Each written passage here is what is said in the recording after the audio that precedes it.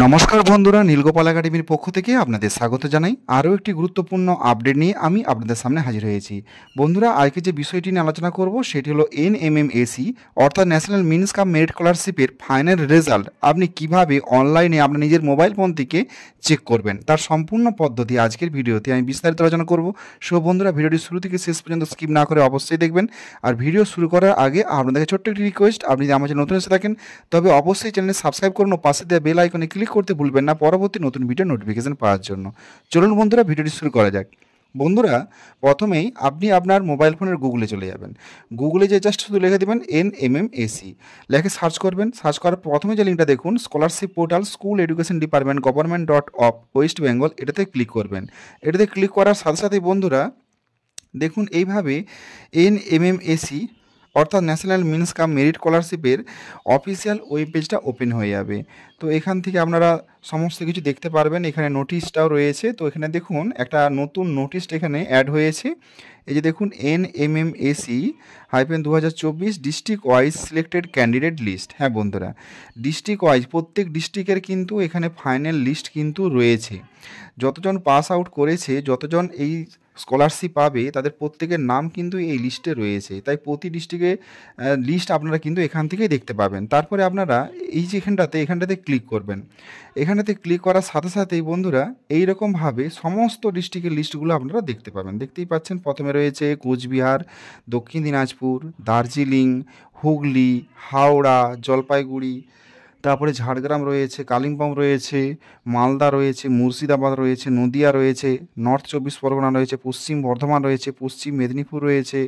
এছাড়া একটু নিচের দিকে নেমে গেলে আরও অনেক ডিস্ট্রিক্ট রয়েছে। দেখুন এখানে নর্থ 24 পরগনা, পশ্চিম বর্ধমান, পশ্চিম মেদিনীপুর, পূর্ব বর্ধমান, পূর্ব মেদিনীপুর, পুরুলিয়া, এছাড়াও শিলিগুড়ি, এছাড়াও সাউথ 24 পরগনা, উত্তর দিনাজপুর। এইভাবে বন্ধুরা সমস্ত ডিস্ট্রিক্টের নামগুলো কিন্তু এখানে পরপর কিন্তু দেওয়া আছে।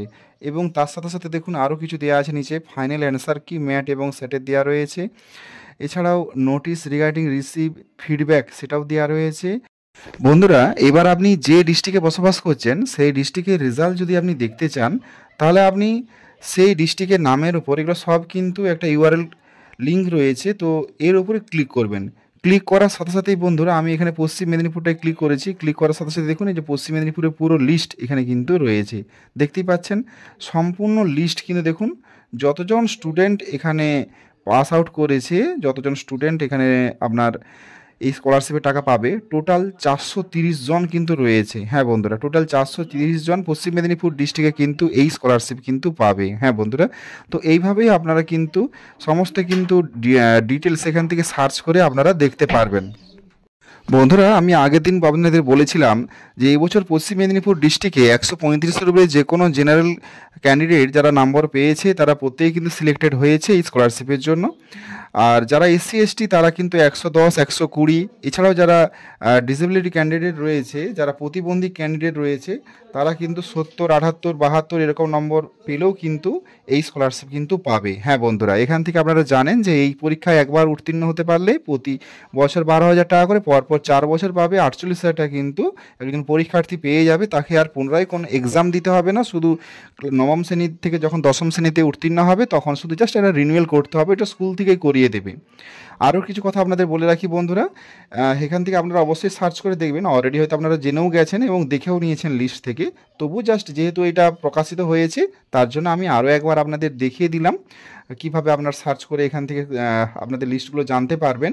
তো এর পরবর্তী সময় আপনাদেরকে video income certificate, school certificate এবং নবম শ্রেণীতে ভর্তির সার্টিফিকেট, আধার কার্ড, মোবাইল নাম্বার, ব্যাংকের অ্যাকাউন্ট বই, এই সমস্ত ডিটেলস নিয়ে কিন্তু আরেকটি ফর্ম ফিল আপ করতে হবে। এবং সেই ফর্ম ফিল আপ করার জন্য স্কুলকে একটা নোটিফিকেশান দেওয়া হবে, নোটিশ দেওয়া হবে ডিআই অফিস থেকে। যতদিন না পর্যন্ত সেই নোটিশটা আসছে ততদিন পর্যন্ত ফর্মটা না ফিল আপ করাই ভালো। নোটিশ এসে যাওয়ার পর কিন্তু আপনাদেরকে ফর্মটা ফিল আপ করতে হবে এবং ফর্মটা ফিল আপ করলে কিন্তু আপনি আপনার প্রাপ্য স্কলারশিপের টাকা কিন্তু পেয়ে যাবেন। সো বন্ধুরা, আজ এই পর্যন্তই। দেখা হয় পরবর্তী নতুন কোনো ভিডিওতে নতুন কোনো টপিক নিয়ে। ততক্ষণ আপনার প্রত্যেকে ভালো থাকুন, সুস্থ থাকুন। Best of luck.